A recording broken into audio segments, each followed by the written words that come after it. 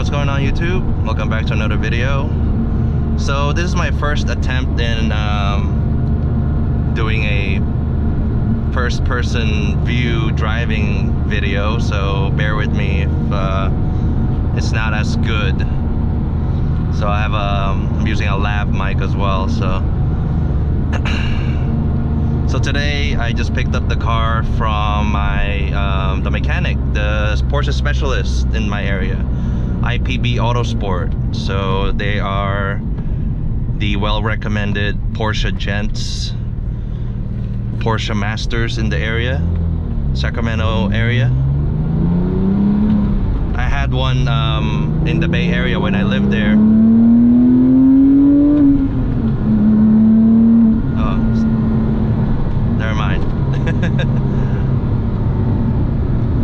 So the car has a center bypass and that's it. So everything else is stock, still catted.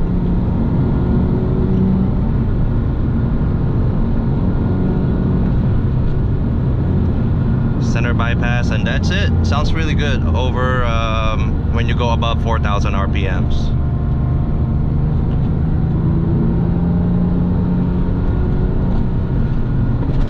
I'm just here driving home now and just feeling out the car. We did a major service, like a major of like, there's a lot of things that was done, not because of it's broken, it's just maintenance items that was addressed, from fluids and you know, some miscellaneous stuff. So there's a lot of that stuff addressed, so now I can drive the car guilt-free and I don't have to think about like the car is it safe for me to rev the car out like this. You know, I always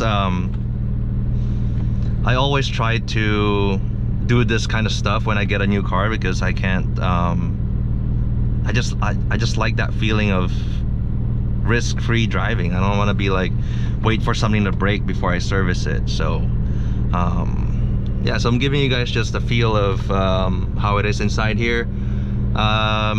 Overall, the condition of the car is, I would say it's okay, you know, for the age. It's 2007 car, so it's not gonna be perfect. There's some trim pieces that needs to be replaced, some pieces, small pieces here and there missing, but those are the bones of the car, I would say is good, is great, based on the assessment of the mechanics. Also, the over rev report is super good.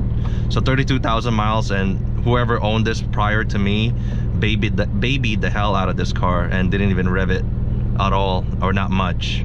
Like, you know, it's just there's no report for ranges, I think 2, 3 and like and so on. I think it's only the first range, virtually unused essentially. So he says the car is like a gem, despite what the car looks like exterior wise. So I mean, I was joking with him that whatever, I mean, it's like 32,000 miles, but whatever miles it has, they made it count, you know. That was my joke. But I mean, I'm trashing the car, but it's not that messed up. It's just, you know, it's not pristine. It's not bring a trailer kind of quality. It's just there's just visual wear and tear, you know. It's just one of those things. Because I'm expecting at 32,000 miles, I was expecting like, you know, pristine. You know, 32,000 mile Porsches, they're usually pristine. When you're at the 60,000 mile mark, you could, you know, see things like, oh, it's you know, more wear and tear. But at 32, I wasn't expecting that. So I don't know if you guys can see this. There's like an exclamation mark on my dash here. That's just the third brake light. It's right now it's not working, so I'm getting that replaced. So that's kind of the issue for that. It's not a check engine light, so don't worry about it. It's something that I cannot be coated out. I need to replace the lamp itself to fix it, which is not expensive. So what else can I talk about in this video? So maybe plans future wise for this car. There's still a lot to be done, you know. Like I said, it's gonna be a restoration process. The biggest ticket item is that front bumper, which I asked you guys if you guys would leave it.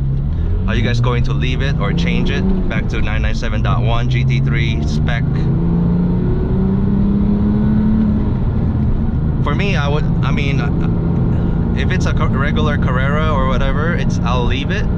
But since this is a GT car, it's a heritage car, you know, one of Porsche's flagship models, I think you should keep it original. You should keep everything intact. So that's what my plan is for this car, is to just keep everything original. So it's gonna be expensive to get the bumpers and all the parts replaced, but I think the car deserves it, you know. Now that I know that the bones and the engine and the mechanicals are great on it, I think it needs to be done. So that's just the reasoning to that.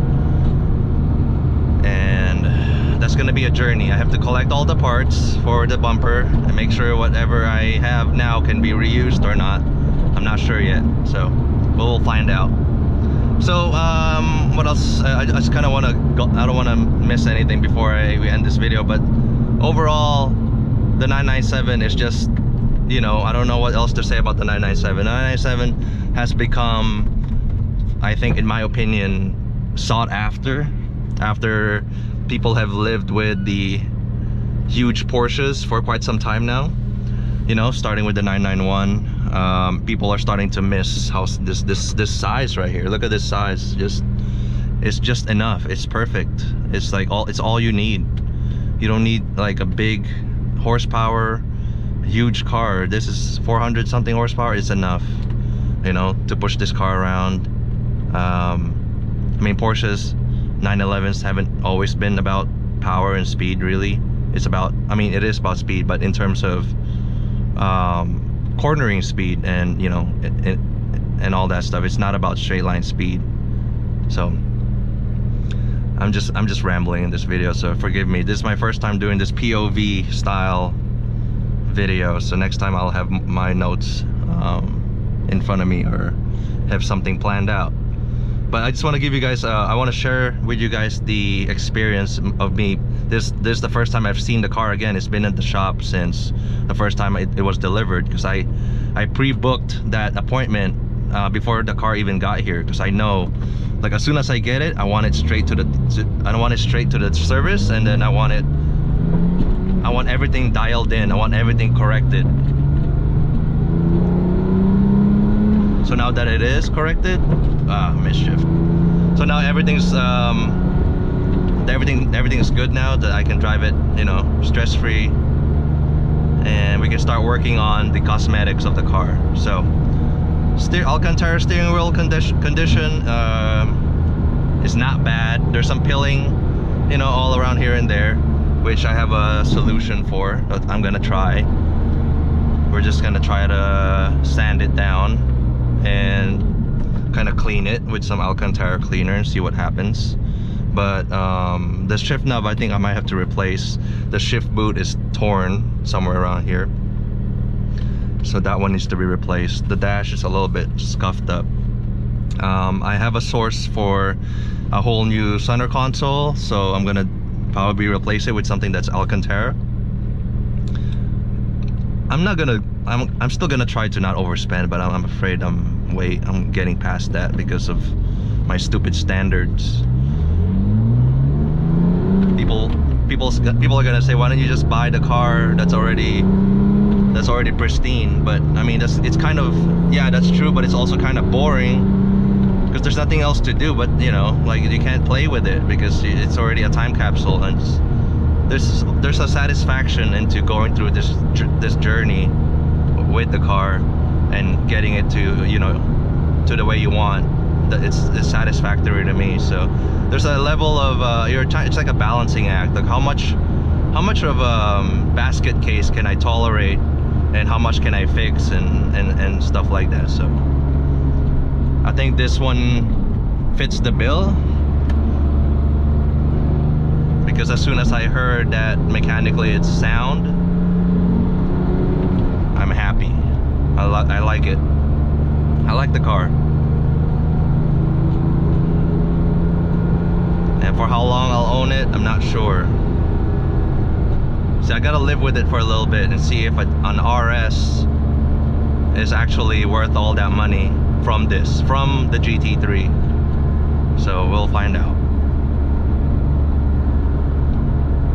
we'll find out as we go along in this ownership journey. Alright guys, how long is that? Took about 11 minutes. I don't want to keep you guys too long. That's just a quick update. Like I said, this we got it delivered. First video. This video is talking about just, I guess, first impressions, first POV drive video. And other than that, we're gonna start messing with this thing, tinkering with it. Not like modifying, but more restoration mission. So, all right. Once again, thank you guys for watching. I'll see you guys on the next one.